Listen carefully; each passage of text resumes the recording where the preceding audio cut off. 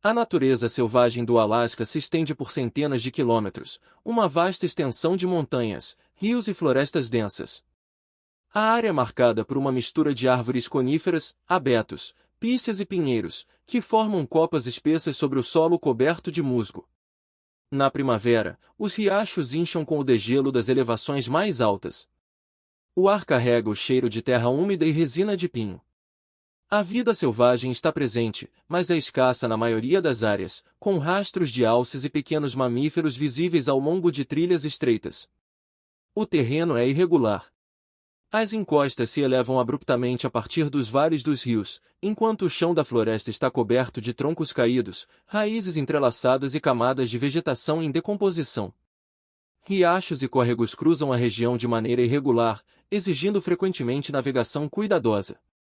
A neve pode permanecer em áreas sombreadas mesmo no início do verão, e as temperaturas variam amplamente, desde quase congelamento à noite até calor moderado durante o dia.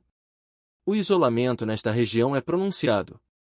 Trilhas são poucas, e as que existem frequentemente estão cobertas por vegetação. Sinais de celular são inexistentes e pontos de referência podem ser facilmente interpretados de forma errada.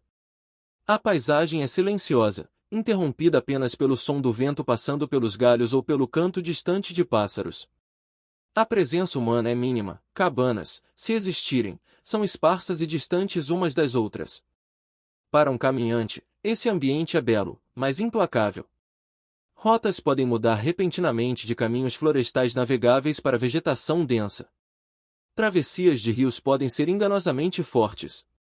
Até mesmo um pequeno erro de cálculo na rota ou no ritmo pode resultar em desorientação. À primeira vista, a natureza não impõe urgência. Ela é calma, paciente e indiferente. Dentro desse silêncio, um indivíduo começou uma caminhada que se estenderia muito além dos limites habituais de resistência pessoal. Nesta fase, não havia perigo imediato, apenas o ritmo lento da floresta e o peso da distância à frente. O caminhante em questão era um homem de 32 anos chamado Chris M.C. Candrus, embora registros históricos indiquem que ele tinha experiência em atividades ao ar livre e caminhadas moderadas, não era um montanhista profissional. Ele cresceu na região noroeste do Pacífico, passando tempo em parques estaduais e florestas nacionais, o que lhe proporcionou familiaridade com trilhas e técnicas básicas de sobrevivência. Seu interesse pela natureza era tanto recreativo quanto filosófico. Frequentemente, buscava períodos prolongados em áreas remotas, testando sua capacidade de navegar, resistir e existir com apoio mínimo. Para essa jornada em particular, Chris escolheu uma área do interior do Alasca próximo ao Parque Nacional Denali, conhecida por suas florestas extensas, colinas onduladas e sistemas de rios. A região era acessível por trilhas estabelecidas, mas rapidamente se transformava em natureza intocada. A área era popular entre mochileiros e caçadores, mas era notoriamente fácil se desorientar ao deixar os caminhos principais. Mapas indicavam uma mistura de cristas, vales e travessias de rios que exigiam planejamento cuidadoso. Chris se preparou para a caminhada com suprimentos modestos.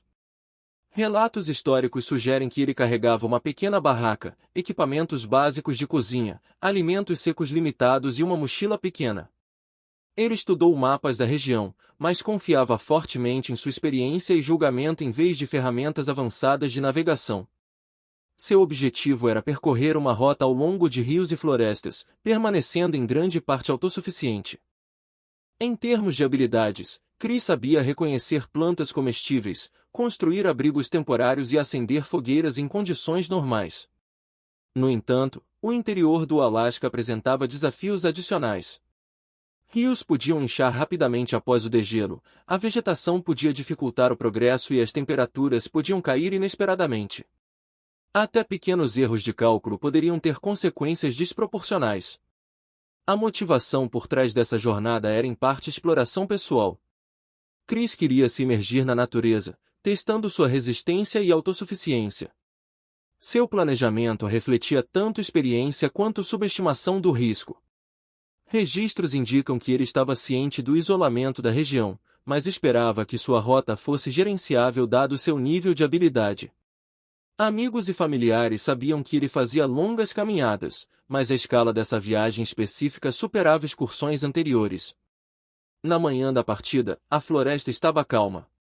Riachos corriam claros e rasos, e as árvores projetavam longas sombras pelo chão da floresta.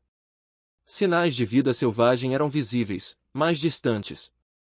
A trilha que ele escolheu inicialmente seguia uma antiga trilha, mas rapidamente se tornou mais estreita e menos definida. Não havia urgência na paisagem, nenhum indício dos desafios que viriam. O dia avançou com um ritmo constante, passos cuidadosos e checagens rotineiras dos suprimentos. Durante essa fase da jornada, a experiência do caminhante permitiu que ele se movimentasse de forma eficiente. Ele evitava perigos, mantinha a orientação e monitorava as condições climáticas. Estabelecia pequenas metas, como alcançar determinados riachos ou clareiras antes de descansar. Neste estágio, a sobrevivência não era uma preocupação, a floresta não representava ameaça imediata.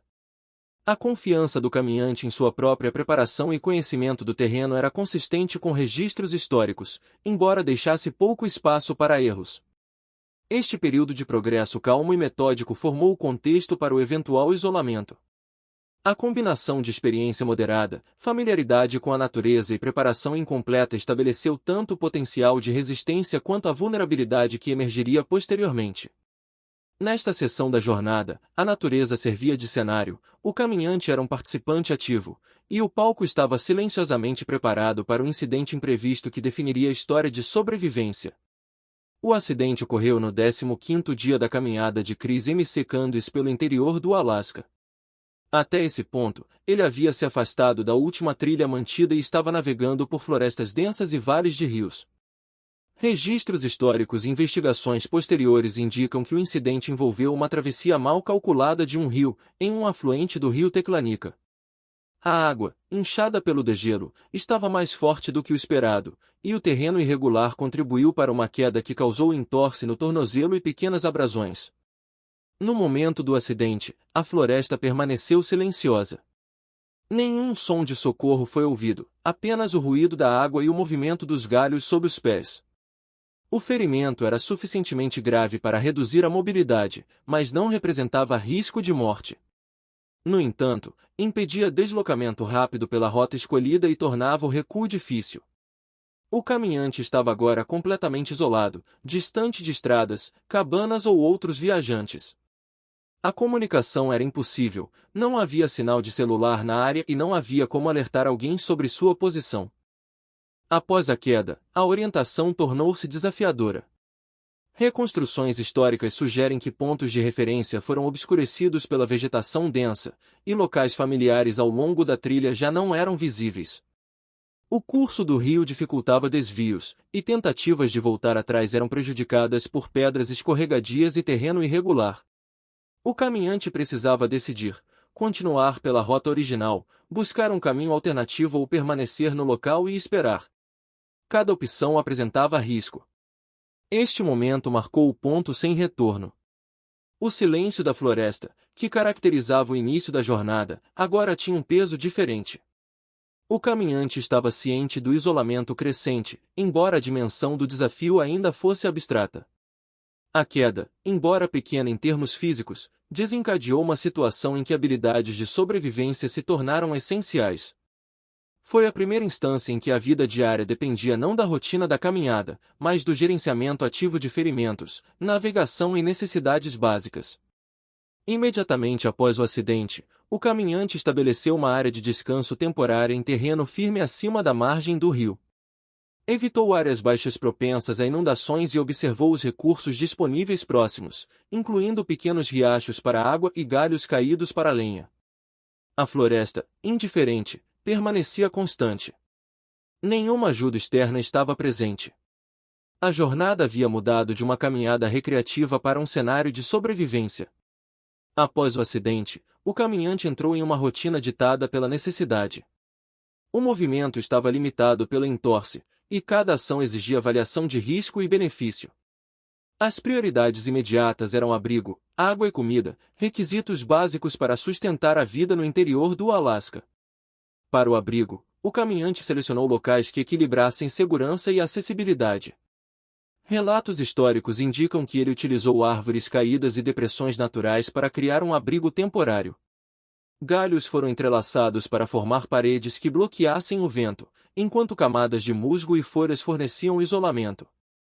Fogueiras eram acesas com pederneira e pequenas peças de madeira seca, quando disponíveis, para manter o calor durante as noites frias.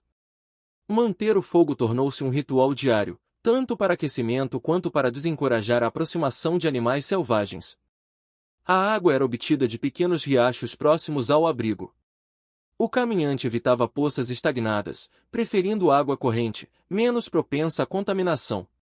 Quando possível, fervia a água utilizando equipamentos mínimos, embora a disponibilidade de combustível fosse uma preocupação constante. As fontes de alimento consistiam em plantas comestíveis, pequenos mamíferos e peixes, quando acessíveis.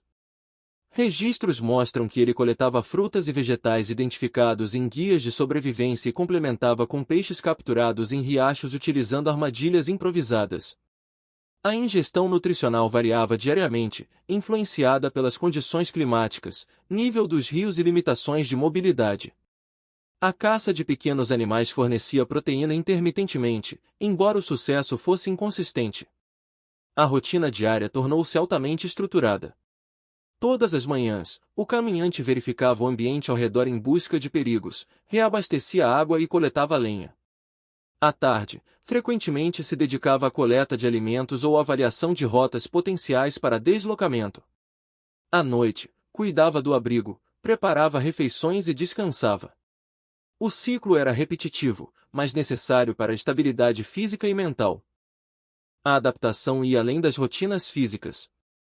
O caminhante aprendeu a perceber mudanças sutis no clima, reconhecendo sinais iniciais de tempestades ou quedas de temperatura. Roupas e abrigo eram ajustados conforme necessário. O deslocamento a pé era cuidadosamente gerenciado para não agravar a entorse, e o movimento era deliberadamente lento. Com o tempo, pequenas eficiências foram desenvolvidas, como coletar lenha em maiores quantidades para reduzir idas repetidas e organizar áreas de descanso para conservar calor. Estratégias mentais foram cruciais. O isolamento, combinado com a lesão, apresentava um desafio constante. Relatos históricos não fornecem insights sobre pensamentos ou emoções, mas sobreviver nessas condições exige foco em preocupações práticas. As decisões eram baseadas nas necessidades imediatas, não em planos de longo prazo. O caminhante mantinha atenção em marcadores de navegação e cursos de rios, preparando-se para deslocamentos quando a mobilidade melhorasse. O progresso era incremental. Alguns dias permitiam movimentação para locais mais favoráveis, outros exigiam permanecer no local devido ao clima ou limitações da lesão.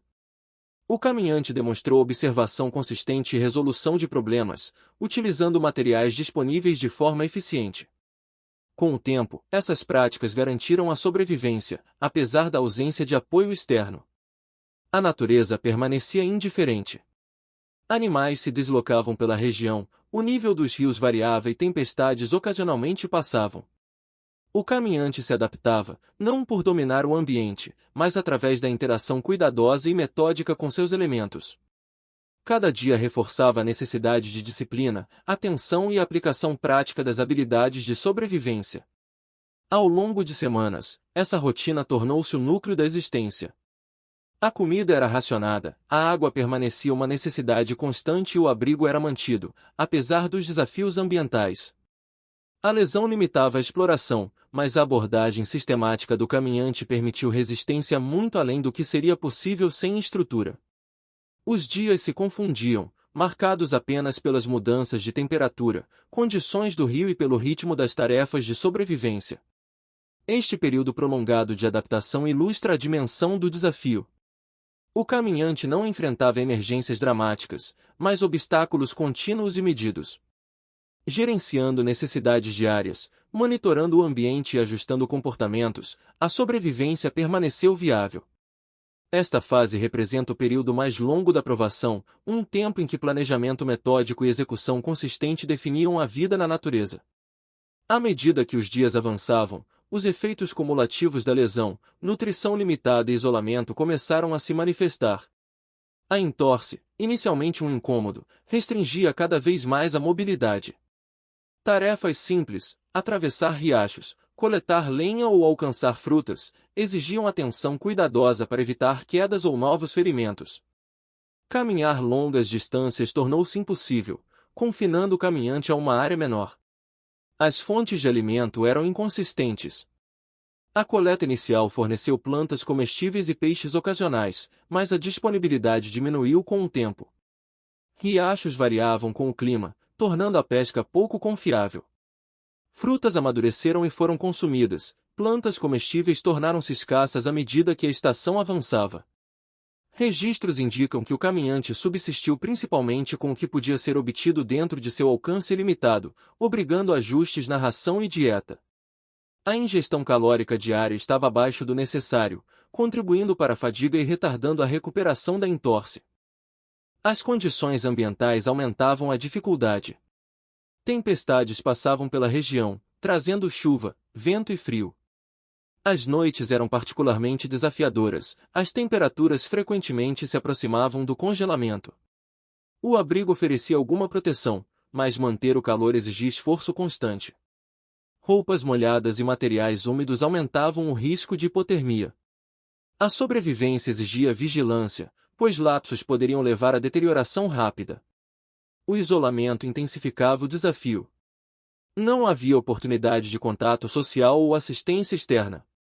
O tempo tornou-se abstrato, dias e noites eram marcados apenas por mudanças observáveis de luz, clima e sinais do ambiente. A monotonia, combinada com o esforço físico, testava a resistência. A floresta permanecia indiferente, apresentando os mesmos obstáculos em cada ciclo: rios, árvores caídas, terreno irregular e clima imprevisível. Tentativas de auto-resgate eram limitadas pela lesão e pelo terreno. Reconstruções históricas indicam que o caminhante ocasionalmente considerava se deslocar para buscar ajuda, mas não conseguia fazê-lo de forma eficaz. Riachos não podiam ser atravessados com segurança, e a floresta densa dificultava o progresso. Cada tentativa exigia energia que poderia comprometer a sobrevivência diária, então o movimento era minimizado. O declínio físico era gradual, mas mensurável. A ingestão calórica reduzida e a lesão contínua causavam fadiga, fraqueza muscular e respostas mais lentas a desafios ambientais. Cortes ou arranhões menores representavam risco maior devido à capacidade limitada de tratamento, e a ameaça de infecção estava sempre presente. Apesar dessas condições, o caminhante continuava a manter o abrigo, coletar água e buscar alimentos, demonstrando uma abordagem sustentada e metódica de sobrevivência. Este período exemplifica a transição da resistência para a dificuldade. A sobrevivência não era mais rotina, exigia adaptação contínua e alocação cuidadosa de energia e recursos. Cada dia apresentava novas complicações: o clima, o ambiente e as limitações físicas impostas pela lesão e desnutrição. O tempo perdeu sua estrutura familiar, e cada tarefa tornou-se um esforço deliberado e essencial. Por meio desse período prolongado, o caminhante permaneceu vivo aplicando conhecimento e disciplina, mas a margem de erro se estreitava. A floresta, antes silenciosa e neutra, havia se tornado uma medida da persistência humana. A condição do caminhante deteriorou-se em termos observáveis e factuais, mas a sobrevivência ainda era possível por meio de esforço contínuo e cauteloso. Após 27 dias de isolamento, o caminhante foi localizado por uma equipe de busca enviada de estações de guarda florestal próximas. Relatos históricos indicam que a preocupação surgiu quando ele não retornou da caminhada conforme o planejado. Coordenadas de trilhas, conhecimento de sua rota pretendida e reconhecimento aéreo foram usados para reduzir a área de busca. Os socorristas o encontraram em uma clareira próxima a um afluente, fraco e fisicamente debilitado, mas vivo. A entorse persistia, e a mobilidade limitada prolongada causava fadiga. A desnutrição era evidente, roupas estavam gastas e úmidas, e os suprimentos pessoais estavam quase esgotados. O ambiente ao redor permanecia inalterado, florestas densas de coníferas, riachos correndo e terreno irregular se estendendo em todas as direções. Profissionais de saúde forneceram tratamento inicial no local, estabilizando a hidratação e tratando ferimentos menores. A evacuação para uma instalação próxima ocorreu em seguida, embora os registros históricos enfatizem que não houve cena de resgate dramática. A condição do caminhante exigiu manuseio cuidadoso, mas o resultado foi controlado e medido. Após a extração da natureza selvagem, a percepção do caminhante sobre o terreno ao redor permaneceu intacta. Ele havia mantido conhecimento sobre sua localização em relação a pontos de referência e fontes de água, o que orientou sua estratégia de sobrevivência. O resgate foi procedimental, focado na remoção segura do ambiente, sem dramatização do evento. A floresta ao redor, como sempre, permaneceu indiferente. Riachos continuavam a fluir, árvores balançavam com o vento e a vida selvagem se movia pela região.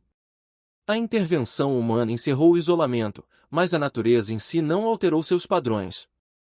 A sobrevivência de 27 dias na natureza selvagem do Alasca ressalta a resistência humana em isolamento extremo. O evento permanece como exemplo documentado de adaptação metódica, disciplina e interação com um ambiente desafiador e indiferente.